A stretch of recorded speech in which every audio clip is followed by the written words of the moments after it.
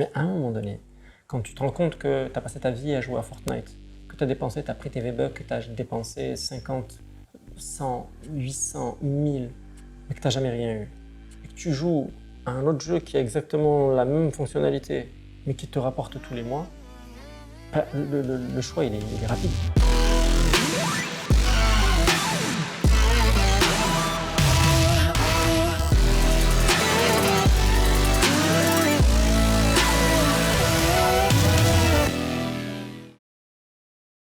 Mesdames et messieurs, bonjour et bienvenue dans cette deuxième émission d'MVP à la rencontre des studios Play to Earn, Play and Earn et des gens finalement qui construisent le monde de demain. Aujourd'hui, on est avec Samy, comment tu vas? Je vais très bien, merci beaucoup, je suis super content d'être là. C'est vrai, bah Vraiment. écoute, tu étais un invité qui me tenait énormément à cœur puisque je suis moi-même un grand fan de jeux de TCG depuis ma tendre enfance. J'ai joué à Hearthstone pendant très longtemps et du coup Cross the Ages, c'est un jeu qui m'a directement fait de l'œil dès le début et je suis très content de te recevoir aujourd'hui. J'ai des questions à te poser qui vont te scotcher, je pense. Mais avant ça, est-ce que tu peux peut-être te présenter un petit peu ton parcours dans le jeu vidéo pour les gens peut-être qui ne te connaissent pas? Bien sûr. Alors, je m'appelle Samy, j'ai 37 ans, je viens du monde du jeu vidéo. Ça fait 11 ans maintenant que je suis dans la partie jeux vidéo et on produit en fait des jeux depuis environ 6 ans, 7 ans maintenant. On a produit une cinquantaine de jeux vidéo qui vont sur la Nintendo Switch, PS4, PS5, Xbox et Steam. Donc on a un vrai background dedans et avant ça, j'ai passé 7 ans dans le milieu audiovisuel où j'étais donc dans la production audiovisuelle. J'étais assistant de prod, chargé de prod et j'ai produit en fait du contenu, beaucoup de contenu. Et c'est cette double casquette en fait qui m'a permis en gros de commencer à imaginer, à travailler sur ce projet.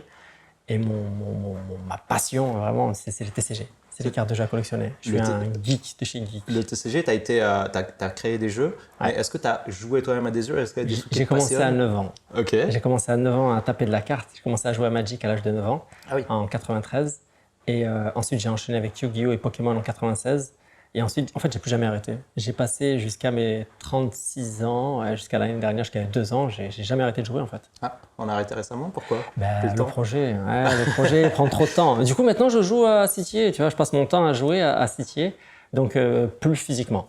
Ok. Voilà. Mais par contre, ouais, je joue moins physiquement maintenant aux jeux de cartes physiques, mais par contre, ouais, je joue beaucoup à Citier et c'est pas mal. Un passionné depuis ta plus tendre enfance Ouais, finalement. ouais. Ok. Tu parles de CTA, Cross the Ages. C'est ça. Est-ce que tu peux présenter un petit peu qu'est-ce que c'est? On est sur une expérience 360. Ouais. L'idée, c'était de créer non pas un jeu, mais de créer tout un univers. Et c'est passionnant parce qu'on est 170 personnes à travailler sur le projet. C'est énorme. Énorme. Il y a 60 personnes en fixe, il y a 85 artistes internationaux. La force de ce projet, elle réside surtout dans l'IP, la propriété intellectuelle. Donc il y a 13 personnes qui sont dans la partie écriture, dont 7 en fait qui écrivent les romans. Et dedans, tu as donc Arnaud. Les romans? Ah, les romans. Parce que... Les romans. Mais en fait, c'est basé. Donc le projet est basé en fait sur 7 romans. Ok.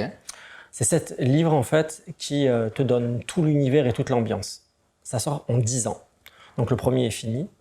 Et en ce moment, donc, on attend tous le mois d'août pour le deuxième volume qui commence à sortir. D'accord, ok. Donc tout est gratuit. Les romans ont été traduits donc en français, en anglais, en espagnol, en chinois, en japonais, polonais, et là d'autres langages qui arrivent. On a fait 400 000 téléchargements pour l'instant là sur les bouquins. C'est pas mal. Et ça fait que monter. Ce qui est fort en fait, c'est que les personnes qui sont sur le projet sont juste extraordinaires. Elles ont toutes en fait un background d'écriture. Donc tu as donc Arnaud Delaine, tu as Alain Damasio, tu as Pablo Servigne, tu as Norbert Marjanian, tu as Élise Brésilion, enfin bref, Fabrice Capizzone. Tu as un casting extraordinaire. Et donc du coup, ces gens en fait, ce qui est fou, c'est qu'ils sont sur une table ronde comme celle-ci, et donc ils écrivent à 14 mains, tu vois, l'histoire. Et c'est très très prenant parce que, comme je dis donc souvent aux personnes, je vous propose juste de lire le premier chapitre. Pas plus, juste le premier chapitre. D'ailleurs, qui est gratuit et retrouvable sur le site internet. Ouais, tout est gratuit. Ok. Absolument tous les chapitres sont gratuits. Tu peux télécharger en PDF. Exactement, en sur le site PDF. Cross the Ages. Exactement, ou sur Wattpad ou sur Inkit. Et on peut aussi lire ça sur une liseuse. Et fin d'année, donc on sort ça en version physique. Incroyable. On va revenir un petit peu sur l'équipe exceptionnelle et je pense que c'est l'un des trucs qui a fait le plus parler. Ouais. Il y a eu beaucoup d'encre qui a coulé sur Internet par rapport à ça. Ça a fait le buzz. Mais avant ça, Cross the Ages, du coup, c'est un jeu de cartes. C'est aussi un livre. C'est ça. Et c'est aussi un jeu blockchain. C'est ça. Donc, comment est venue cette idée savante finalement de mélanger la littérature avec un jeu vidéo? Déjà, c'est pas un truc qu'on retrouve souvent. C'est souvent plutôt des jeux qui deviennent ensuite de la littérature, comme World of Warcraft. Et en plus de ça, de la blockchain. D'où est venue cette idée? Quel était le processus? Est-ce que c'était un déclic? Est-ce que c'était de fil à aiguille? Donc en fait, si on reprend juste un peu avant, mon background en fait est un background donc, lié au cinéma et à l'audiovisuel. Et en gros, en fait, on a une vision qui est totalement différente, c'est de se dire, ok, on va partir sur un livre, mais qui va être aussi un film, mais qui peut être aussi un jeu, qui est aussi un comics, parce qu'il y a déjà le comics qui est fini. Hein. Et en fait, c'est tout un monde imbriqué. L'idée, en fait, c'est de donner la possibilité à chacune des personnes de piocher, de prendre ce qu'elle veut. Il y a des personnes qui seront là que pour le livre, d'autres qui seront là que pour le jeu, d'autres qui seront là que pour le trading, d'autres qui seront là pour la collection, d'autres qui seront là que pour les artistes. Et c'est pour ça en fait qu'on a créé en fait ce multi-option et cette capacité en fait de piquer, de faire des choix et de prendre exactement ce qu'on veut. Parce que tout ce projet est basé que sur des choix. Tout le projet, il est vraiment lié au choix et aux choix qu'on voudrait faire et qu'on voudrait pas faire et à chaque fois c'est pareil quoi. Donc c'est un peu l'essence de ce projet. Et pour te parler en fait de l'équipe, comme tu disais si bien, on a donc 85 artistes internationaux, comme pour les écrivains qui ont signé sur 10 ans. Et dedans, donc, tu as une grande partie, enfin, tu as une partie des gens qui ont travaillé donc, sur Harry Potter, tu as des gens qui ont travaillé sur Game of Thrones, tu as des gens qui ont travaillé sur Star Wars, Marvel, DC Comics, Lord of the Rings, Cyberpunk, The Witcher, Nier Automata, C'est fou. Final Fantasy. Comment on réunit finalement autant d'artistes différents, enfin de milieux différents autour d'un seul projet comme ça? C'était un coup de chance, du hasard ou on est allé démarcher? 85, c'est plus du hasard. J'imagine. Tu m'aurais dit 5-6, je t'aurais dit oui, c'est possible. mais je pense que l'idée derrière le projet, elle a tellement de sens. Quand tu commences à comprendre en fait pourquoi ce projet il a été fait et quel est le but de ce projet, quand tu commences à comprendre l'essence du projet, tu comprends pourquoi des gens qui n'ont jamais accepté des projets, des artistes comme Vlop, WLOP, ont dit ok. WLOP a été démarché par Riot, par les plus gros studios au monde. Il a toujours dit non. Depuis 2016, il dit non, non, non. C'est la première fois de sa vie qu'il accepte de faire une commission. Et il y a plein d'autres artistes qui ont travaillé sur Avatar, qui ont travaillé sur d'autres projets, qui ont dit ok. José Solano qui a bossé sur Le Seigneur des Anneaux, qui a dit ok, pas de problème. C'est lui qui avait designé donc, le Balrog. Et chacune des personnes est venue et a apporté en fait sa touche. Ils ont tous apporté une partie de leur âme au projet. Ce qui rend ce projet totalement fou et fascinant dans la manière dont il a été conceptualisé. Donc pour conclure donc, et compléter donc, cette question, pourquoi, comment, est-ce que c'est un coup de chance ou pas? Je pense que ce que va apporter ce projet sur les années à venir va être bien plus en fait que de l'entertainment. Ça va apporter vraiment une vision totalement différente où chacune des personnes en fait trouvera sa place. C'est comme ça que j'aime bien le définir. Non, c'est beau, c'est incroyable. Vous créez un univers finalement, comme tu m'as dit ensuite, dans lequel on peut jouer, mais à la base c'est déjà un univers. Est-ce qu'on peut parler de métaverse? Oui. On peut parler de métaverse. Totalement. Okay, donc Cross the Ages est un métaverse. Oui, il l'était exactement, tu as raison. Pardon, je t'ai compris. Okay. Non, je t'en prie. Moi, je vais aller dans le vif du sujet du jeu de cartes, parce que ça m'intéresse beaucoup.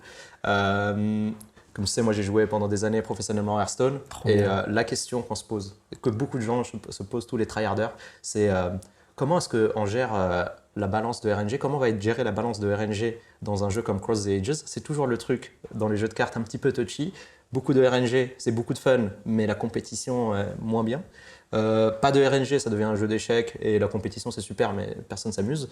Comment on gère cette balance finalement? Comment vous avez géré ça? On a posté une vidéo vendredi dernier qui parle exactement de ce topic, qui parle donc du merge dans le jeu et qui explique comment on a réussi en fait à équilibrer la balance. En gros, en fait, on explique qu'on a trouvé un moyen assez intelligent autour donc, du jeu pour faire en sorte de ne pas buff des cartes. Ça, c'est quelque chose que je ne supporte pas. Pour ma part, c'est pas respectueux vis-à-vis des gens. T'achètes des cartes, t'es content de les avoir et on te dit ah ben non, c'est trop fort, ben du coup on va la bannir, on va la nerfer. Donc nous, notre intérêt, ça a été tout de suite de créer en fait des concepts et des points autour, comme les terrains, les équipements et plein d'objets qu'il y a autour donc, du jeu qui vont permettre de rééquilibrer les games. Il y a des cartes aussi qu'on appelle donc les hors-séries qui sortent une fois par semaine. Donc tu as chaque semaine, pendant 26 semaines, tu vas avoir une nouvelle carte qui va sortir avec des éléments différents qui vont rééquilibrer en fait différents niveaux. Okay. Ce qu'on sait aujourd'hui, c'est que quand tu as minté une carte, la valeur qu'il y a sur ta carte ne peut plus bouger. Okay. Quand tu prends un jeu, tu prends des jeux de Supercell, prenons Clash par exemple, si tu veux faire une régulation d'une carte ou d'un pouvoir, tu peux le faire à n'importe quel moment. En disant PK c'est trop fort, on va le baisser un petit peu. Dans les jeux de cartes, c'est comme ça que ça se passe. Tout le temps sur Hearthstone, et même d'ailleurs si je peux me permettre, sur des jeux NFT comme Axie Infinity, les gens possèdent les NFT, ça leur appartient, et pourtant, une carte trop forte, tac, on enlève des stats, etc. Alors que finalement, c'est frustrant. Ouais, c'est frustrant. Très frustrant. Et la valeur dépend du studio. Quoi. Et tout ce qui est en fait, personnellement, en fait, nous, cette partie-là, on a mis des mois à travailler sur la balance. Et aujourd'hui, la chance qu'on a, c'est qu'on a des champions d'Hearthstone, on a le 5e mondial de Hearthstone, on a les meilleurs joueurs au monde dans Magic, on a des gens en fait, qui jouent à LoL, on a des gens en fait, qui tryhardent et qui poussent le jeu depuis... le jeu, on a une version qui est jouable depuis le mois de mars. Donc là, on le pousse, on l'a retourné dans tous les sens. Et là, en ce moment, on a quelque chose qui est lourd. On se rend compte qu'on a quelque chose qui marche bien, ça a été testé des milliers d'heures. Et je trouve qu'aujourd'hui, là maintenant, on est assez fiers de ce qu'on a. Ce qui est pas mal, c'est qu'on est capable aussi de le faire évoluer par rapport à la masse de gens pour ne pas avoir de méta.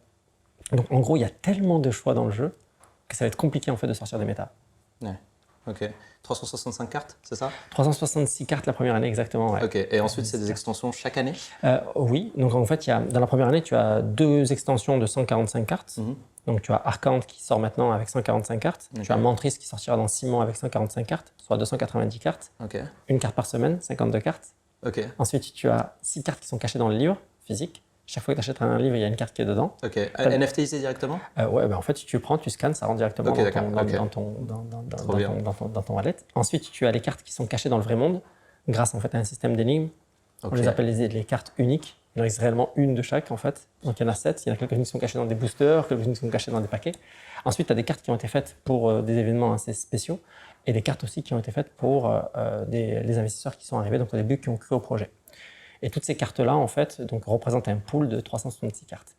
Aujourd'hui, là, en ce moment, pendant qu'on se parle, on est en train de travailler, on finalise le Rift, qui est l'extension qui sortira fin 2023. Et on bosse sur le retour d'Arcante, qui sera l'extension 2024. Ok, donc vous avez toujours une extension d'avance finalement par rapport à ce qui existe. Deux extensions d'avance. Tout le temps. Mais dessinées, prêt, montées. Et c'est pour ça en fait qu'on a pris autant de temps pour avoir vraiment cette capacité de bien réfléchir, de bien se poser et d'avoir des possibilités en fait de bien équilibrer en fait sur la suite. Parce que ça demande en fait une vraie anticipation, d'être capable tout le temps de se scaler en se disant bon là maintenant on a fait ça, il faut réussir à suivre sans que ça devienne trop complexe, mais assez pour que ce soit compétitif, assez pour garder les gens. Enfin, c'est toujours des paliers en fait. Ouais. Mais je trouve que là on a un truc qui dépote bien. Moi je suis content, je te jure, moi je suis content. Très très hâte de voir ça, ça se voit que tu es content. Pour expliquer rapidement le fonctionnement donc dans Cross the Ages, on peut jouer au jeu sans du tout s'y connaître en blockchain, en NFT. Ouais, pas besoin de mettre d'argent, pas besoin d'avoir de connaissances. En fait, donc le mécanisme déjà, c'est qu'on est sur un jeu hybride. Ça veut dire que tu peux prendre ton téléphone portable, télécharger l'application et jouer. Fini, fin de l'histoire, tu n'entendras jamais parler ni de la blockchain, ni du wallet, ni de la crypto, rien du tout. Donc ça, c'est une force. Ensuite, ce qui est intéressant aussi, c'est que contrairement à beaucoup d'autres jeux, le jeu sort tout de suite sur mobile. Donc c'est pas une promesse. Ouais. Je te dis pas, c'est très souvent le cas. Mais c'est très compliqué parce qu'il y a pas mal de paramètres à comprendre qui n'ont rien à voir avec des paramètres financiers. C'est-à-dire que c'est pas une question d'une boîte qui va peser, qui est valorisée à 1 milliard. Si ces sociétés n'arrivent pas à les sortir, c'est par rapport à des questions bien spécifiques. Et quand on a sorti des jeux vidéo, comme nous on l'a fait déjà par l'expérience et par le passé, on a testé. Aujourd'hui, donc on a passé quasiment tous les tests. Et le jeu marche sur mobile. Donc il sera sur Android, il sera sur iOS et Android. L'idée pour nous, dès le début, c'était de faire en sorte que ce jeu ne soit pas un jeu maison sur l'ordinateur. T'as pas à rester chez toi. Un jeu vidéo, c'est fait pour jouer quand tu as envie de jouer. Enfin, surtout du cloud gaming. Je suis 100% d'accord avec ça. Donc ça, c'était le premier point. Et après, ce qui est intéressant aussi, et ce qui me tient à cœur personnellement, c'est de dire, j'ai rien à vendre. viens, regarde, découvre. Ça te plaît pas, tu vas pas plus loin. T'as rien à dépenser, même pas un demi, tu vois, un dixième, un centième, rien. Joue. Si ça te plaît, tu peux aller plus loin. Ok. Sinon, non. Et tu peux même commencer à gagner en fait des cartes qui seront donc sous une version digitale avec rien. Et c'est à ce moment-là que tu diras, tu sais quoi, attends, j'ai une carte là, c'est mythique, elle vaut super cher. Ça vaut peut-être le coup que je la mint. Et tu dépenses ton premier dollar pour transformer cette carte qui va valoir 50, 60, 100, enfin. On ne sait pas encore le montant. Du coup, c'est $1 pour transformer la carte, avoir le certificat finalement de ta carte. C'est toi qui t'appartient. Exactement. Désolé, c'est vrai que j'ai pas. C'est tellement dans ma tête. Il n'y a pas de souci. On a des experts qui nous suivent, mais nous, on veut aussi que t'as tout le monde raison, puisse comprendre. Tout le monde est le bienvenu. Donc, tu as tout à fait raison. En fait, il y a un passage en fait, qui est possible donc, où on peut passer la carte de la version digitale à la version donc, NFT. Et ça coûte $1 pour la passer donc, de ce monde-là à l'autre. Du coup, cette carte donc, devient une carte, comme tu l'as dit, très bien avec un certificat. Et donc, tu deviens possesseur de cette carte-là. Tu peux la revendre. Tu peux aussi la louer et donc avoir donc, la jouissance totale de ta carte et en faire ce que tu veux. Ça, c'est trop bien. Ça, c'est trop bien et je pense que c'est le truc qu'apportent les NFT le plus parce que sur Hearthstone, tu peux claquer des milliers d'euros si tu veux. Le jour où tu arrêtes le jeu, ça appartient à l'éditeur. Et c'est un concept qui est tellement dans les têtes des gens, enfin qui même moi me paraît normal parce qu'on a grandi avec, mais en réalité, tu achètes quelque chose qui ne t'appartient pas. C'est comme si tu achetais une maison, mais que la maison, elle appartient à quelqu'un d'autre. Donc à tout moment, tu es ban, par exemple. Et les NFT apportent ça. Mais tu sens peut-être où je vais avec ça. Les NFT dans le monde du jeu vidéo, c'est pas forcément quelque chose qui est très bien compris. Je pense qu'il y a beaucoup de désinformation, il y a beaucoup d'incompréhension. Aujourd'hui, c'est très difficile de se faire un avis pour quelqu'un qui n'y connaît rien parce qu'on entend tout et son contraire. Si toi, là, tu as une petite plateforme peut-être pour expliquer un petit peu qu'est-ce que les NFT apportent et qu'est-ce qu'on pense, par exemple, quelqu'un qui te dirait ah bah ouais, mais bon, c'est pas écologique. Vous êtes par exemple sur blockchain Polygon. C'est pas écologique. S'il n'y a pas un truc qui c'est vraiment le truc écologique. Enfin, pour ma part, ce qui est extraordinaire avec les NFT, c'est que ça rend le pouvoir au propriétaire. Que tu sois artiste ou que tu sois collectionneur. Enfin, pour la première fois de ta vie, tu as un truc, c'est à toi. Tout à l'heure, tu as parlé donc acheter une maison. Pour moi, j'y vais aller plus loin. C'est pas acheter une maison. Les skins, tout ce que tu as, en fait, c'est louer une chambre d'hôtel. À midi, demain, dehors. Rentre chez toi. Il n'y a rien qui t'appartient, t'as que dalle. Là, la grande différence, c'est que tu as quelque chose, c'est à toi. Tu peux le garder et ça t'appartient. Il est pucé pour toi. Et c'est toi qui choisis la manière dont tu veux faire. Donc, ce qui est vraiment intéressant aujourd'hui, c'est que en termes d'action dans la blockchain, tu as une certification, hop, ça va se faire rapidement, donc en quelques clics, en quelques secondes aujourd'hui. Et ensuite, tu as aujourd'hui la capacité donc, de pouvoir avoir ton wallet et d'intégrer donc ces assets dans ton wallet. Alors c'est vrai que de prime abord et la première fois c'est un peu compliqué, mais vraiment ça va tellement vite aujourd'hui que je vois ça moi un peu comme l'arrivée d'Internet il y a une vingtaine d'années. Où on dit oh faut Internet, c'est trop compliqué. Et là tu vois aujourd'hui ça va, c'est bon Internet c'est juste une question de prise de main et toute la nouvelle génération elle prend la main tellement vite. Moi je les vois tous les jeunes qui ont 13, 14, 15 ans ils ont déjà des NFT, ils ont vite compris comment ça marche. Donc, je trouve que c'est quelque chose d'extraordinaire et on n'a rien vu par rapport aux NFT aujourd'hui. Ce qu'on voit, c'est quoi? C'est des images, des petits gifs, des images indexées avec du son. Mais un NFT, c'est pas ça. Un NFT, c'est tellement plus. En tout cas, c'est 10% de ce que ça pourrait être. Bien sûr, ça va être totalement fou quand on commencera à intégrer en fait, des secrets à l'intérieur, des datas, où on fera évoluer ces NFT. Enfin, toute notre ambition depuis le début sur Cross the Ages, c'est ça. C'est de faire évoluer les NFT et de les emmener dans un endroit où tu te dis « Ah ouais, putain, mais depuis le début, ils avaient pensé à ça. Non, mais c'est génial. » Et en fait, tu le vois évoluer au fur et à mesure. C'est ouf. C'est ouf. Ok, tu m'as régalé avec cette réponse. Et on en parlait un petit peu juste avant de lancer l'interview. C'est vrai que dans Cross the Ages, vous sautez, on va dire, la barrière, enfin la plus grosse problématique des jeux blockchain qui est très souvent, c'est le cas sur pour les plus connus, Axie Infinity et tout ce truc-là, tu es obligé d'investir, d'acheter, de créer un wallet, en fait de comprendre le NFT, et de comprendre comment ça fonctionne pour pouvoir jouer finalement et avoir de l'amusement. Alors qu'en réalité, aujourd'hui, quand j'utilise mon smartphone, quand j'utilise ma tablette, j'ai aucune idée de ce qui se passe dedans, ou même Internet. Et pourtant, c'est parce que c'est pratique qu'aujourd'hui, personne ne peut s'en passer. Et les NFT, en fait, et Cross the Ages, c'est là que fait sa force, c'est que même si tu comprends rien, tu peux juste jouer et avoir du plaisir sans avoir besoin de... Et pour moi, c'est ça le pari que vous avez réussi. Moi, j'ai une question pour toi. Je regarde pas. T'inquiète, c'est un petit peu trop. Je suis pas au courant des questions. J'ai demandé s'il voulait voir les questions avant, il m'a dit non, donne tout ce que tu as. Dans une interview pour le journal du coin que tu as fait il y a 4 mois, tu annonces que dans les prochains mois ou les prochaines années, de gros studios vont annoncer leur jeu blockchain. Ouais.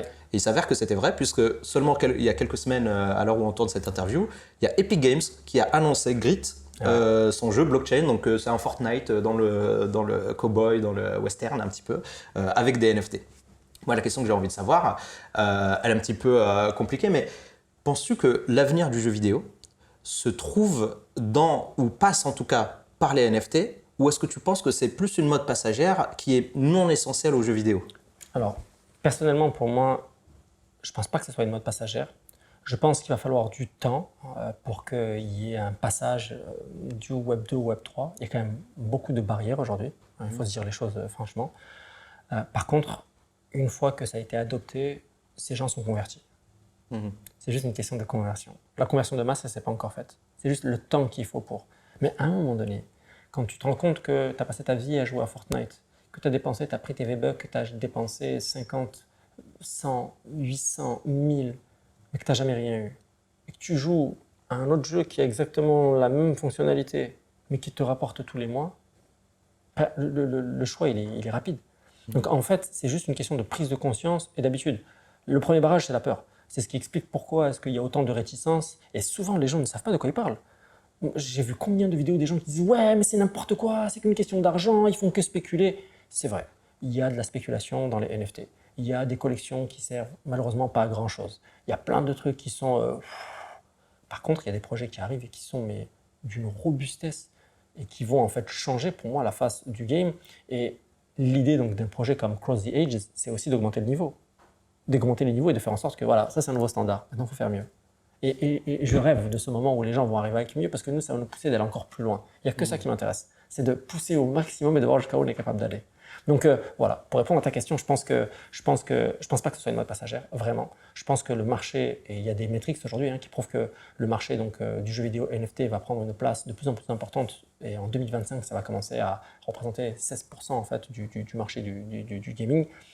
J'imagine que ça risque d'aller de plus en plus vite. On voit déjà les succès qui existent aujourd'hui. Il y a eu une petite brèche avec plein de jeux qui sont arrivés où il y avait tout et n'importe quoi. Mais au fur et à mesure, on va avoir des jeux qui vont arriver avec un niveau de plus en plus élevé. Et puis, on fait partie. Il n'y a pas que. Il y en a d'autres. Dans le pipe, je sais qu'il y a des trucs qui arrivent. Il y a des rumeurs avec GTA aussi. Il y a des trucs qui sont assez lourds. Il y a une antique aussi avec le métaverse de Pokémon. Ça, c'est incroyable. À un moment donné, si eux s'y mettent, tout le monde va suivre. Mais Pokémon, en plus, c'est le scénario idéal dans le sens où beaucoup de gens ont grandi avec et tout le monde a des cassettes de Game Boy dans la chambre de ses parents qui ne servent plus à rien et avec tous les Pokémon, tous les trucs super rares, Shiny, machin, et tu vois, c'est dommage. Ça, c'est un cas exceptionnel parce que Pokémon, en fait, est lié donc, sur une IP et la base en fait, de n'importe quel projet, c'est d'avoir donc, une propriété intellectuelle, avoir en fait, sa propre histoire. Yu-Gi-Oh!, Pokémon, ils se basent sur une histoire qui est existante et où les gens, en fait, mettre de l'émotion à l'intérieur. Dès le début, l'idée dans Cross the Ages, c'était ça, c'est de créer une émotion et de faire en sorte que, quelle que soit la manière, que ce soit par le livre, par les arts et ainsi de suite, une fois que tu as été piqué, tu rentres à l'intérieur. Et c'est plus un projet en fait, c'est plus un jeu que tu suis, c'est quelque chose en fait, c'est quelque chose où tu es à l'intérieur et tu dis c'est bon, enfin, waouh.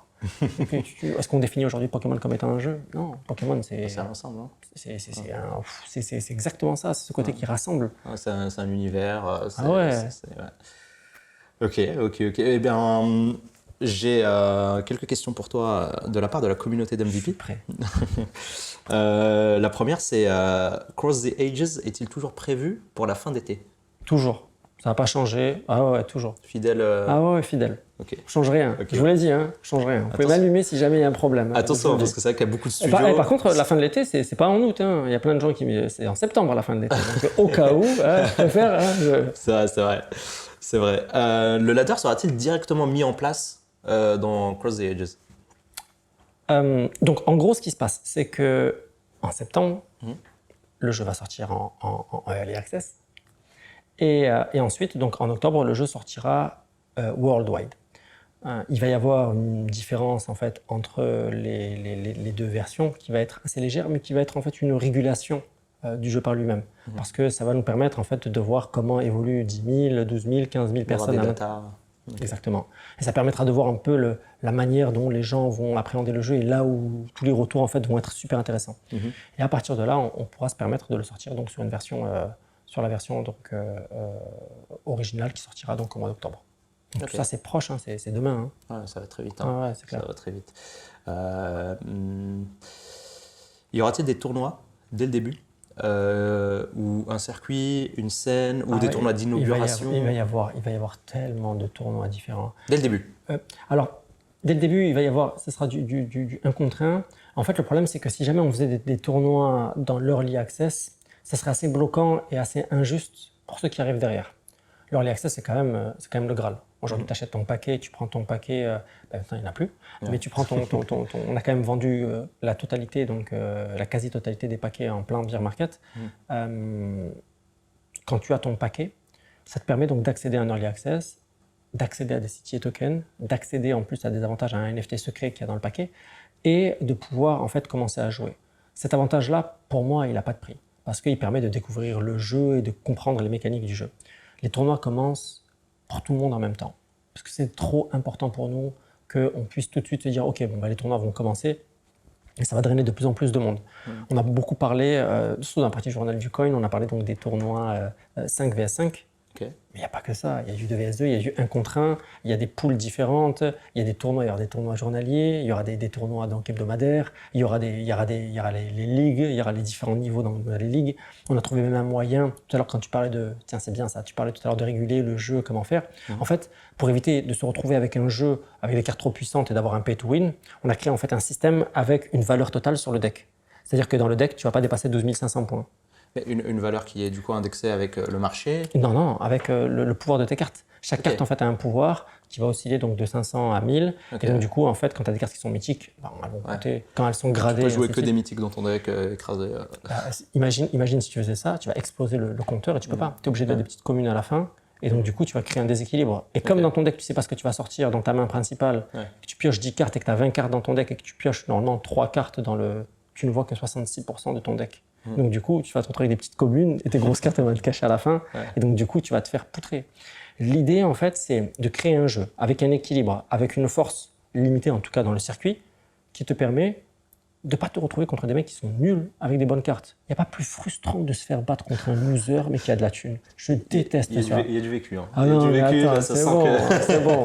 Ah non, mais ça, c'est bon, c'est donné. Moi, je veux que les gens qui arrivent dans le jeu, je veux que les bons joueurs, ils soient récompensés. Et je veux que les gens qui arrivent avec absolument rien, ils font comme l'Eldorado et ils arrivent et ils font la ruée vers l'or et ils arrivent à créer un deck, qu'ils arrivent à gagner des cartes et qui peuvent devenir des champions, des challengers en ayant commencé avec absolument rien. Ils ont eu à un moment donné un pack, ils ont réussi à avoir une mythic foil qu'ils vont revendre derrière, qui leur permet d'acheter plein de cartes, qui leur permet de structurer leur deck, d'avoir en même temps tu vois, des CTA tokens, de faire de la compétition. Et tu as l'histoire de gamins qui auront 13 ans, qui deviendront en fait des génies du jeu, qui arriveront en fait à créer un nom dans l'histoire. Et ça, c'est un truc… on n'est pas dans un rêve, ni dans une utopie. On a créé le jeu pour ça. Ça a été fait pour ça. C'est trop bien. Ouais. C'est trop bien. Avant d'arriver à la troisième question, juste, ça me fait penser, quand une extension sort, au bout d'un moment, est-ce qu'il y aura trop de cartes? Est-ce qu'on enlève les cartes d'avant, on met un mode peut-être wild, enfin un mode… Qu'est-ce que vous avez prévu à ce niveau-là? C'est une excellente question. En fait, ce qui se passe, c'est que chacune des extensions, donc à partir du mois d'octobre, quand l'extension va sortir, elle n'existera que pendant 12 mois dans le commerce. La supply est limitée pour toutes les cartes. C'est-à-dire que si jamais on a fait un sold out, il n'y a plus rien, plus de cartes. Donc une mythique par exemple, il y a on va dire je sais pas 100 et tu ne peux pas en avoir plus. C'est fini, c'est terminé. Voilà. Donc en gros, il y a des datas et en fait on a fait énormément de mathématiques croisées dynamiques pour être sûr et certain que le nombre pourra être assez pour que les gens puissent venir jouer. Donc c'est en fonction du nombre de joueurs, ça peut augmenter? Non, ça peut pas. Non, il a déjà été fait, il est fixé. Si le jeu, et je te le souhaite, explose et qu'il y a des centaines de millions de joueurs, comment on fait? C'est la crotte. Voilà. En fait, en les gros, premières arrivées, c'est exactement le même système. En fait, c'est un système d'alpha où la première extension, si jamais c'est un trop grand succès, elle sera en fait en pénurie, il n'y en aura plus. Mais par contre, on a quand même calculé un certain pool de joueurs actifs qui peuvent, qui vont être 50 000, 100 000 joueurs qui pourraient en fait avoir quasiment toutes les cartes. Le truc, c'est quoi? C'est que ce système en fait est un système en fait avec un système déflationniste. Donc en gros, ce qui se passe, c'est que tu vas avoir, imaginons une mythique, sauf que pour avoir ta mythique, tu es obligé de sacrifier donc 2 autres mythiques pour l'éveiller et la passer donc en alternative. Comment ça marche? Donc en gros, pour les personnes qui trouvent ça un petit peu complexe, imaginons que chacune des cartes va subir une évolution comme un Pokémon. Ton Salamèche qui devient Reptincelle qui devient Dracofeu. Ah, il connaît, il est fort, il est bon, il connaît. J'ai révisé. Eh bien, dans toutes les cartes dans CTA, c'est exactement la même chose. Chacune des cartes en fait évolue. Elle évolue par rapport à un moment donné dans l'histoire. Et donc la carte est totalement différente, avec un pouvoir qui est différent. Sauf que pour le merge, il va falloir combiner des cartes entre elles. Soit la même carte, soit d'autres cartes, mais ça va faire que baisser en fait le nombre de cartes. La supply totale. Exactement. La supply des cartes digitales et NFT est exactement la même. Si dans 1 an, tu n'as pas minté tes cartes, tu ne pourras plus jamais les minter. Tu pourras toujours jouer avec, mais tu ne peux plus les avoir en format NFT. Tu ne pourras pas donc les louer. Et donc du coup, tu as 1 an à chaque fois pour faire ton choix. Tout ce jeu est basé sur des choix. Tu mintes ou tu mintes pas. Tu mintes ta commune ou tu mintes pas ta commune. Tu dis, non, je ne vais pas minter une commune, ça vaut rien. Sauf qu'après, tu te rends compte que ça vaut. Pourquoi ça vaut? Parce que là où c'est phénoménal, c'est que jusqu'à aujourd'hui, la plupart des personnes pensaient qu'on allait en fait merger des cartes uniquement dans la même saison. Ce qui est logique. Tu dis j'ai 145 cartes, donc je vais les merger entre elles et ainsi de suite. Sauf que là, en ce moment, on est en train de faire des merges de la saison 1 et la saison, donc le retour d'Arcante, qui est la saison 4. Donc les cartes de la première saison se mergeront avec les autres. Attends, mais du coup, on ne peut plus les merger une fois qu'on est déjà... Elle est NFT. Ah oui, ok. Ah oui, d'accord. NFT avec un autre NFT, et bon, ça fait des chocs à pic. Ok. Voilà. ok. Donc vous avez prévu le coup du coup de le côté déflationniste des cartes et la rareté du coup qui augmente qui va exploser. Et en gros, ce qui est extrêmement intéressant, et ça c'est des métriques pour moi aujourd'hui qui sont visibles. J'invente rien. On a on a sorti donc 20 000 packs, 2000 qui sont gratuits. Et il y en a 10 qui sont pendant l'émission. Il ne vous l'a pas dit encore. Mais je dis, il y a 10 packs standard packs qu'on offre à l'émission. Vous avez intérêt à poster un commentaire. 10 packs pour les commentaires, mais merci beaucoup, c'est incroyable. Okay. Ça, c'est normal. Et donc, du coup, tu as donc 18 000 packs et il y a 16 000 propriétaires différents. C'est phénoménal. Dans le marché aujourd'hui, il y a 170 packs sur les 18 000 qui sont en vente. C'est du jamais vu, c'est même pas 1%. Les gens ne veulent pas vendre leurs packs sur OpenSea. Ah oui, ok, sur OpenSea, je veux dire. Personne ne veut vendre ses packs. Et en fait, le truc, c'est qu'on a beau avoir bear market, pas bear market, ou le truc qui chute ou autre, tous les packs ont fait quasiment le double de leur prix initial, même avec un Ether aujourd'hui qui est quand même relativement bas, et ça va faire que monter. Parce que l'intérêt en fait, des gens, c'est de garder et d'obtenir ces cartes. Et c'est là où c'est intéressant. On va voir au fur et à mesure en fait, l'évolution et la manière dont les cartes en fait, elles vont évoluer. Et même une commune ou une incommune ou une rare, au fur et à mesure qu'elle va être utilisée, il va y en avoir donc de moins en moins. Et donc son prix va être indexé et va monter. Donc arriver en fait dans ce jeu maintenant, c'est une aubaine. C'est exactement comme quand on commence Magic et qu'on achète des boosters d'alpha, de bêta. Enfin, tout le monde disait mais si j'avais su, je les aurais gardés. Ben voilà, vous le savez maintenant. Vous savez exactement ce qui se passe. Prenez vos paquets et gardez-les. Parce qu'il est possible aujourd'hui d'acheter des packs dans le jeu. Les paquets sont à $3. Tous les paquets sont à $3 et tu peux minter ton paquet et le garder. Et donc, du coup, tu pourras l'ouvrir l'année qui suit. Mais du coup, ça change quoi de l'ouvrir l'année qui suit? Ça change tout. Pourquoi? Parce qu'il n'existe plus dans le marché. Imagine que ton paquet, il tient qu'un an dans la boutique. Sauf que toi, tu as ton paquet, il est fermé. Et dans 1 an, quand il n'y a plus de paquet, ton paquet que tu as acheté à 3, tu le mettras à 30. Que dis-je? 60, que dis-je? 300. Et c'est exactement l'évolution en fait, des paquets de cartes. Et donc, du coup, à chaque fois, en fait, tu as des choix à faire. Je fais pas. J'ouvre pas. Je minte ou je minte pas. Et donc l'idée c'est ça, c'est de réussir à donner donc la possibilité de ces packs qu'on a créés, là aujourd'hui. Donc c'était pas donc pour vendre des paquets. La seule ambition qu'on avait, c'était d'avoir un pool de au moins 10 000 joueurs. C'est pour ça qu'on en a créé 20 000 qui ouvriraient des packs et ça donnerait, parce que toutes les cartes sont mintées, entre 200 250 000 cartes déjà listables.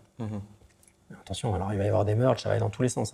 Parce que dans le jeu, donc, il y a la possibilité donc, de fusionner les cartes et d'avoir différents rangs. Les versions alternatives, il y a un pourcentage, je crois, en fonction de... Donc tu as la classe C, tu as la classe B, la classe A, la classe S. Après, tu as les foils, enfin bref, c'est fou. Tu vois les nombres des cartes et en plus, tu peux avoir des cartes alternatives.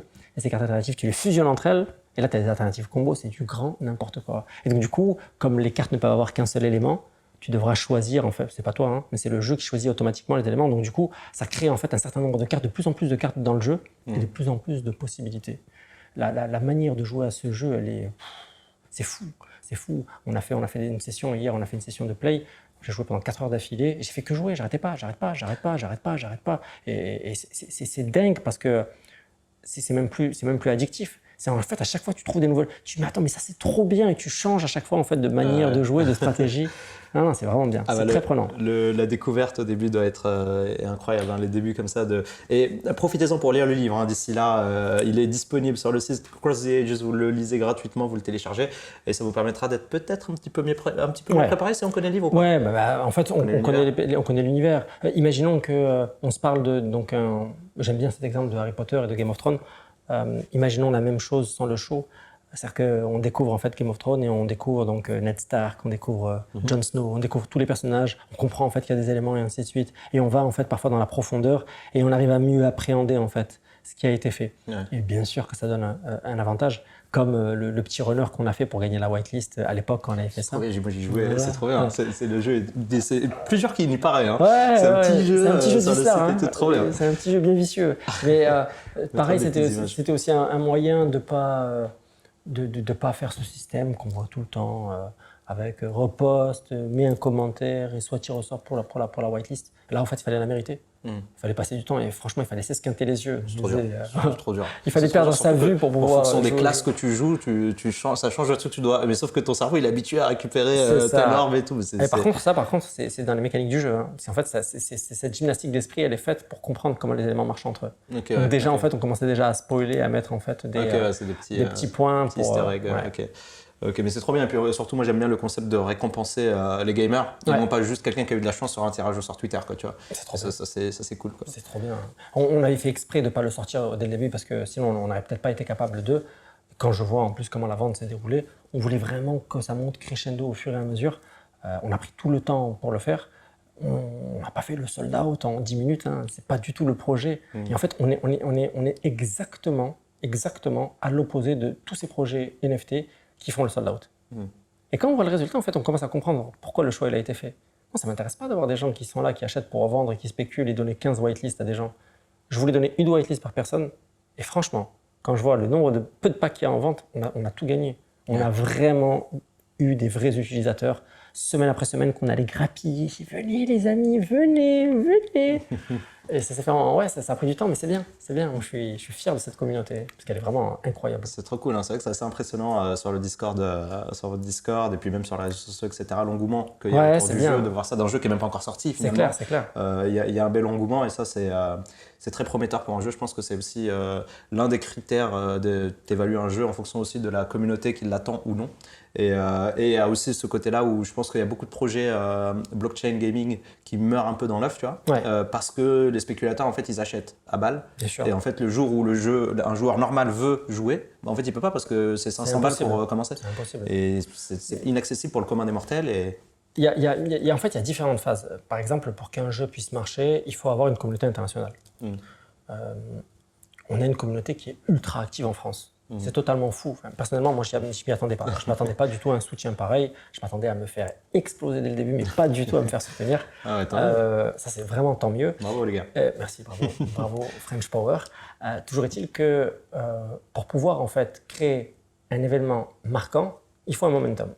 Il faut annoncer une date. Il faut dire, voilà, à tel moment, le jeu va sortir. Ça, c'est le premier point. Le deuxième point, c'est qu'à partir du moment où on a cette date-là, c'est très compliqué aujourd'hui de faire une communication et de dépenser beaucoup d'argent pour rien, pour dire on a un jeu qui va sortir. Ah bah c'est cool, on peut le voir. Attendons de voir le jeu, voyons comment ça marche. Et généralement, en fait, quelques semaines avant la sortie du jeu, on va commencer à pousser. On a préparé une stratégie à l'international avec pas mal de nos partenaires pour pouvoir pousser donc, le jeu à l'étranger. Et ensuite, dès que ça va partir en flèche. Parce qu'il va y avoir un avantage totalement fou, un avantage donc d'être en early access. Deux points en fait qu'on n'a jamais donc encore bien expliqué, mais la pré-sale de tokens aura lieu pendant l'early access. Il faudra se connecter donc à l'app et tu pourras le faire directement. Et tes premiers tokens, tu vas l'avoir comme ça à un prix qui sera totalement concurrentiel, à un prix qui sera vraiment beaucoup plus bas que le tarif qu'il y aura après, puisque le token sera disponible donc, après donc, à la sortie du jeu. Et là, du coup, en fait, tu es sur un schéma où tu dis, bah, franchement, ça vaut le coup. Enfin, je suis arrivé au début, j'ai mes cartes, elles sont toutes, c'est des NFT, j'ai mes tokens en avance. Grâce à ces tokens, je vais pouvoir avoir un airdrop chaque semaine de ma carte hors série. Enfin, c'est un tout. Depuis le début, je dis donc à la communauté, les premiers seront suravantagés. Ouais. Mais En même temps, c'est normal. autant Croire dans faut-il le y croire. projet. Ouais. Ah ouais, c'est ça, c'est croire ou ne pas croire. Ouais, Encore bah, un choix. bien sûr. Ok, génial. Moi, j'ai des petites questions à te poser. Mais là, on passe dans un concept qu'on appelle la mitraillette de questions. Alors moi, c'est ce que j'adore. L'idée, c'est de poser des questions rapidement. Jusque-là, tu as eu le temps un petit peu d'élaborer. Là, l'idée, c'est de répondre soit oui, non, soit c'est des questions. Ça me va, c'est une je suis réponse. prêt. Voilà. L'idée, c'est aussi de. Toutes les questions ne sont pas forcément 100% sérieuses, mais l'idée, c'est voilà. Moi, ça me va, ça me va, ça me de va. juste ça me va. être C'est attaqué. parti. Il n'y en a pas énormément. Accroche-toi bien, t'es prêt? Ouais, c'est parti. Allez, c'est parti. Magic ou Cross the Ages? Cross the edges. Ok. Achèterais-tu un J'ai NFT? bugué. Achèterais-tu un NFT à plus de 10 000 $? Oui. Ok, là, ça n'hésite pas, c'est très bien, j'aime bien. Joues-tu toi-même à des Play and Earn Ouais. aujourd'hui? Ouais, ok. Donc on va pas te demander lesquels, c'était juste. Non, mais je peux. Ouais, Ok, donc pas de tu es problème. toi-même un gamer, ok, tu sais de quoi tu parles. T'es-tu déjà fait des vrais amis sur des jeux vidéo? Non, pas des vrais amis. Non, ok. Ok. Mais je me suis fait des connaissances. Enfin, j'ai rencontré des gens qui sont devenus mes potes, mais je les connais pas. Ok, ouais, c'est différent. C'est pas des vrais amis. Ouais, ok. J'ai bien répondu? Ouais, t'as bien répondu. Ok, Attention, bah. carton jaune tout de même parce que t'as J'ai essayé de élaboré. tricher. Est-on trop early pour les jeux blockchain? Oui. Ah, ok, bon, surprenant. Dans un ça aurait été bien d'élaborer, mais c'est le piège. Dans un TCG, plutôt collection ou compétition? Collection. Collection, ok. Vendrais-tu ta carte la plus rare si elle valait plus de 100 000 $? J'en ai et non. Ok, donc collection. Effectivement. Alors, la France est-elle, selon toi, un bon pays pour entreprendre dans le secteur du jeu vidéo? Oui. Ok. Ok. Si tu n'étais pas toi-même CEO de Cross the Ages, serais-tu un joueur plutôt solitaire ou es-tu le genre de joueur qui va rejoindre une communauté, un Discord et Theorycraft, discuter avec les gens, très communautaire, je suis comme plus MVP par Je exemple? suis plus solitaire. Plus solitaire. Ouais. Ok. Ok, superbe. C'était. Quoi, c'est fini? Ouais, C'était non, une il y avait mitraillette, une t'as petite dit? dizaine de questions. Donc j'en ai pas trop, mis parce que je voulais pas que ça C'était dure. une mini mitraillette. Je voulais pas que ça dure. T'as bien esquivé. T'as bien esquivé toutes les. Je suis un gros tricheur, hein, je vous le dis direct. Trop early pour les jeux blockchain. Tout de même, je reviens là-dessus parce que peut-être que ça a frustré des gens. Oui. Pourquoi? Parce qu'on est au début. On est en train de découvrir comment ça marche et personne ne sait exactement comment ça marche. Aujourd'hui, on est en train d'essuyer les plâtres. Les jeux qui sont arrivés, c'est les balbutiements, c'est le début. Alors ça va extrêmement vite, mais pour l'instant, on est vraiment early. Il faut attendre, je pense, 2024 pour commencer à avoir quelque chose de bien ancré, de bien solide où on se dit, waouh, il y a plein de jeux qui sont en préparation. Et il faut compter, pour une vraie prépa, il faut compter au moins 1 an et demi, 2 ans. Au moins. Il faut que les gens aient un background de 2 ans en train de préparer quelque chose. Parce que l'enjeu, en fait, le plus important, c'est pas de créer un jeu vidéo. Créer des jeux vidéo, tout le monde sait le faire aujourd'hui. Il y a plein de studios qui savent faire des jeux vidéo. L'enjeu, en fait, c'est d'accorder le jeu vidéo et la blockchain et de faire en fait un tube qui puisse en fait combiner les deux et réussir à répondre aux problématiques. Par exemple, aujourd'hui, un jeu vidéo crypto sur une Switch, une PlayStation ou une Xbox, ils pensent même pas. Tu peux pas connecter de wallet dessus. Donc tu vois, la question, elle se pose pas. On est donc limité. On se parle donc de PC et d'ordinateur. Mais dans les mois à venir, les années à venir, il est fort probable que ça commence à s'ouvrir en se disant, bon, bah écoutez, si vous avez un wallet, peut-être que... Donc, est-ce qu'on est trop early? Oui, on n'est pas encore dans une démocratisation, on n'est pas encore dans du mass market, on n'est que dans du marché de niche. C'est intéressant, moi je trouve ça passionnant, et je trouve ça encore plus passionnant d'être là au début en essayant de faire évoluer ça. Ouais, ok. Voilà.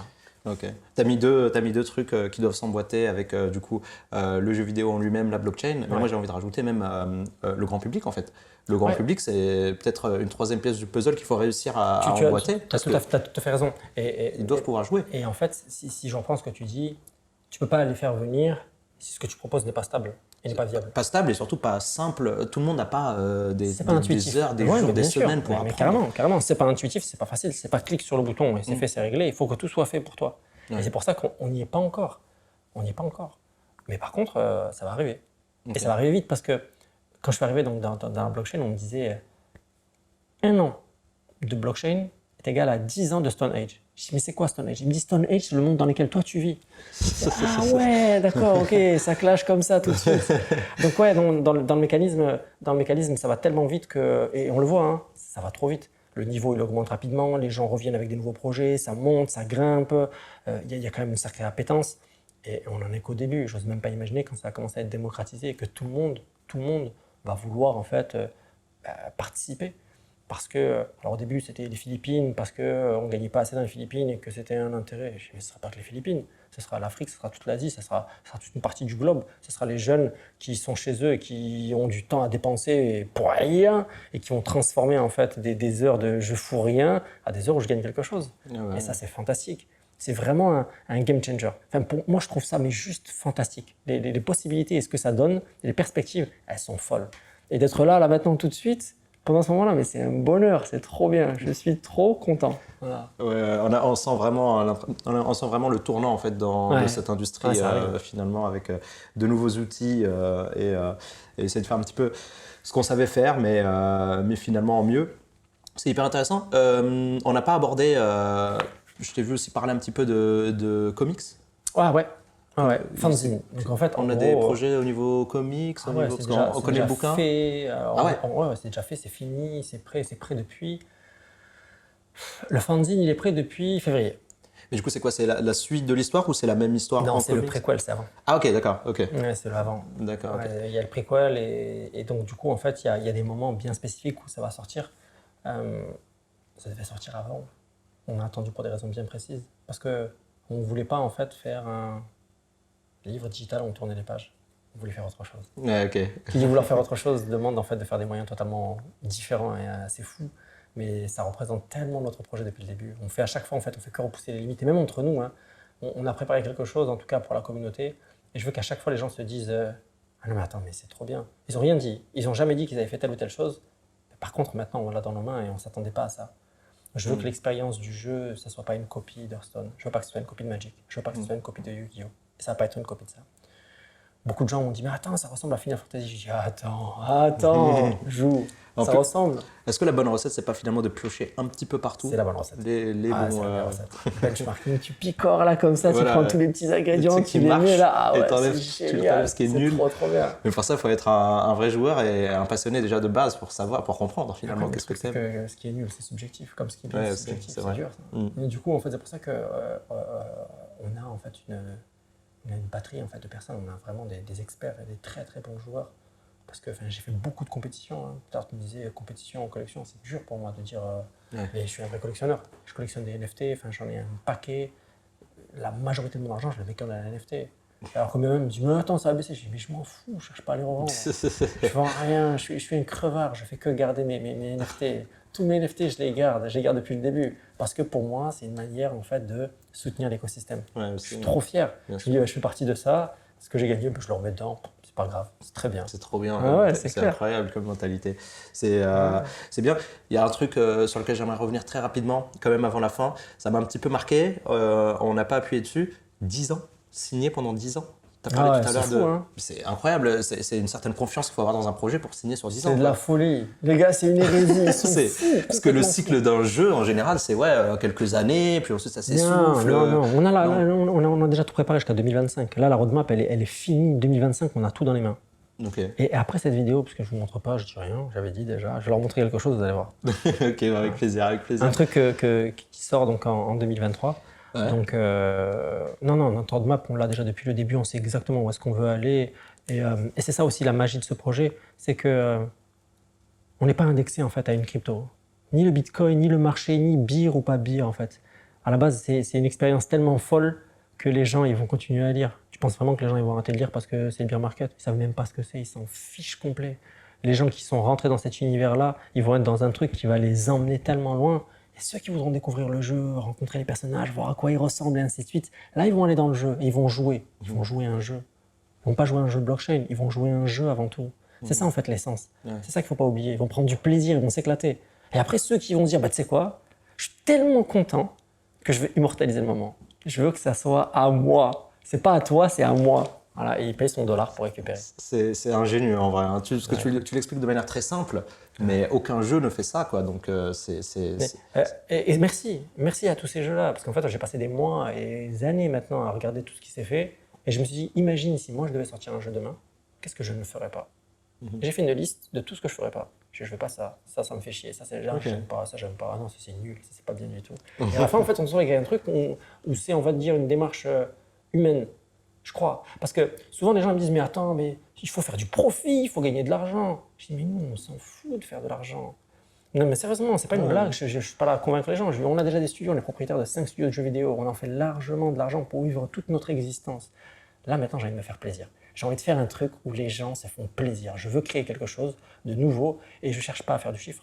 Je ne cherche pas en fait à survendre ou ainsi de suite. Je veux juste que ça marche. Je veux qu'il y ait un monde fou qui découvre, qui apprécie et qui prenne du plaisir à. Donc du coup, c'est pour ça qu'on peut se permettre de faire un jeu totalement gratuit. c'est incroyable. C'est incroyable, tu me régales parce que quand tu parles, tu dégages une passion. Ouais.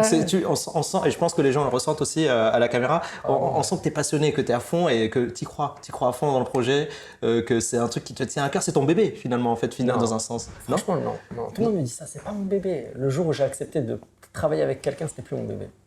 Ce projet, en fait, ne marche que par l'intelligence collective. Ok, ouais. Okay. C'est que comme ça. Okay. C'est pas mon cerveau a eu une idée de se dire, voilà, on va faire ça comme ça et ainsi de suite. Sauf qu'entre-temps, il a évolué d'une manière totalement folle. Si tu me dis, tu me prouves demain par A plus B que tu as une solution qui est meilleure que celle qui a été mise en place, je l'accepte et je la mets en place. J'ai pas d'ego. J'ai aucun problème à te dire qu'on fait évoluer. Donc du coup, quand tu es capable de faire ça, tu vas loin. Et ce qui est génial, c'est qu'au final, c'est le petit de tout le monde. On lui donne tous un petit truc et à la fin, mais waouh, il se retrouve avec une armure, une épée, une lance, ça y est, il peut partir au combat et rouler, c'est parti, on y va. Ah, c'est passionnant. Moi, je trouve ça génial d'avoir comme ça un projet qui n'est plus un projet en fait et qui devient en fait un concert d'idées, qui devient une vraie intelligence collective. Aujourd'hui, par exemple, moi, ce que je reproche dans les jeux vidéo classiques, dans les studios actuels qu'on a, c'est que la vision, elle est très simple. Tu as une personne qui développe donc un GDD, tu as un game designer, tu as une équipe qui va travailler, mais qui est limitée à un pool de X personnes dans le pouvoir décisionnel, dans un triangle décisionnel avec une hiérarchie. Jusqu'à là, c'est classique, ça marche tout le temps comme ça. Mais tu te prives en fait d'une intelligence phénoménale d'une communauté. Je vois aujourd'hui ce qu'elle apporte la communauté. Mais je passe 2h30 par jour sur les réseaux à lire. Je passe tous mes jours à lire. Tout ce qui est écrit, je le lis. Et sérieusement, je lis tout. Je suis au courant, je connais la plupart des personnes qui sont super actives dans tous les réseaux. Je passe mon temps à lire. Et j'ai trouvé des idées extraordinaires, des gens avec une vision. Qui me disent, ah, imagine s'ils font ça. Je dis, bah tiens, j'en avais pas pensé à ça. Chez les gars, il y a une nouvelle idée qui vient de popper. Et donc du coup, on a des personnes qui font comme moi, qui prennent les idées et qui les mettent en fait dans un pool. Et ce qui est fou, c'est qu'à partir de la saison 2, on va demander à la communauté d'inventer, de créer des personnages qui rentreront dans le bouquin. Imagine-toi. Donc ils seront ensuite réadaptés avec les romanciers qui… Ils arrivent en fait, généralement, ils arrivent dans une intrigue de niveau C et qui passeront dans une intrigue de niveau B. En gros, dans chacun des bouquins, dans les histoires, tu as des intrigues de niveau A, B, C. Ouais. Toutes les intrigues de niveau A, c'est les arcs. Ces arcs-là ont déjà été établis et préétablis bien à l'avance. La force de ce projet, c'est qu'on sait exactement où est-ce que ça va. Tous les arcs ont été écrits et on connaît la fin. Enfin, il y en a très peu. Il n'y a peut-être même pas tous les écrivains qui connaissent la fin. Il y a une fin déjà qui est écrite et on sait où ça va. Ce qui donne en fait une très grosse richesse au projet. Par contre, il y a en fait ce qui va aller autour. Si toi tu apparais, que tu as un mage, que tu as un personnage et ainsi de suite, avec ton nom, c'est toi qui l'as développé avec ton caractère et ainsi de suite, bon, s'il se fait fusiller à la saison 3, c'est pas grave. Tu n'auras rien changé à l'histoire. Tu auras créé quelque chose, un épiphénomène. Mais qui pourra en fait changer la mentalité d'eux. Et ça, en fait, c'est assez pas mal parce qu'il y a des personnages qui pourront évoluer et passer en fait différents rangs. Comme si tu prends Game of Thrones, tu as Jon Snow qui évolue en fait toutes les saisons au fur et à mesure pour devenir ce qui devient à la fin. Ouais, c'est incroyable. Donc, voilà. Et ça, c'est la force en fait et la richesse de cette histoire, c'est de réussir vraiment à développer quelque chose qui va beaucoup plus loin que ce qu'on pense depuis le début. Et pour finir, mon mot de la fin, c'est que, tu vois, quand j'ai commencé, la première chose qu'on m'a dit, c'est « ça ne marchera jamais ». J'adore quand… Ah ouais, c'est génial. Et donc j'expliquais, je dis voilà, il y aura ça, il y aura les artistes, les écrivains et tout ça. Il me dit mais t'es tout seul. Allez, il y a 2-3 personnes avec toi, même si tu as des gens de ton dessus, tu vas faire comment? Je dis en fait, n'importe quel problème, n'importe quel challenge, aussi compliqué soit-il, comme de gravir en fait une montagne, il suffit juste de le découper en plein de petits morceaux. Tu le découpes en 1000, 1500, 2000 morceaux et tu dis vas-y, on fait cette tâche-là, ça c'est fait, et ainsi de suite. Et au fur et à mesure, tu ne fais que réussir ces tâches-là. Et à la fin, tu arrives à faire un projet qui même plus tient la route, mais qui va devenir, à mon sens, quelque chose qui va marquer les consciences, qui va marquer les esprits pendant un temps relativement long. Pourquoi? Non pas parce que c'est dans ma tête, c'est parce que c'est quelque chose qui a été fait avec une intelligence collective extrêmement forte et avec un potentiel qui est juste phénoménal. Et grâce à ça, il y en aura vraiment pour tout le monde et chaque personne se retrouvera donc à l'intérieur. Voilà. C'est absolument incroyable. C'est très beau, je te remercie. Mesdames et messieurs, le livre sur crosstheages.com. Ouais. Vous retrouvez le livre, il est téléchargeable. Vous pouvez le télécharger sur votre PC, sur votre mobile. Vous pouvez le bouquiner tranquillement à 350 pages, je crois, à peu près. 400 pour le 400 pages, voilà. Vous pouvez le bouquiner en attendant que le jeu sorte. En octobre, septembre, octobre, le jeu va sortir. Vous pourrez jouer. Et évidemment, comme il a dit, les gens qui seront là au début pourront déjà commencer à farmer les cartes, etc. L'année prochaine, vous avez qu'un an. Chaque année, ça change. L'histoire, elle évolue au fur et à mesure des tomes. Le concept, il est absolument incroyable.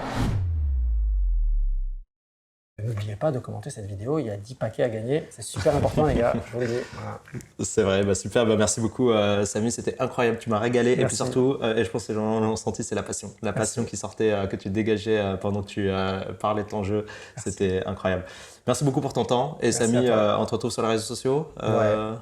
Je suis disponible, hein. Vous pouvez me taguer, vous me mentionnez Samy, généralement je réponds. Comme vous affiche chose, j'apparais direct. C'est vrai que tu es très réactif. Ouais, très réactif. Il m'a répondu directement sur les réseaux sociaux. On vous affiche ça sur l'écran juste en bas. Les réseaux sociaux aussi de Cross the Ages, le Discord. Vous pouvez retrouver tout ça dans la description également. Vous connaissez évidemment maintenant la musique. Samy, je te serre la main. Je te dis merci beaucoup pour ton temps. Et puis, à bientôt. Hâte de voir le sortir. À bientôt.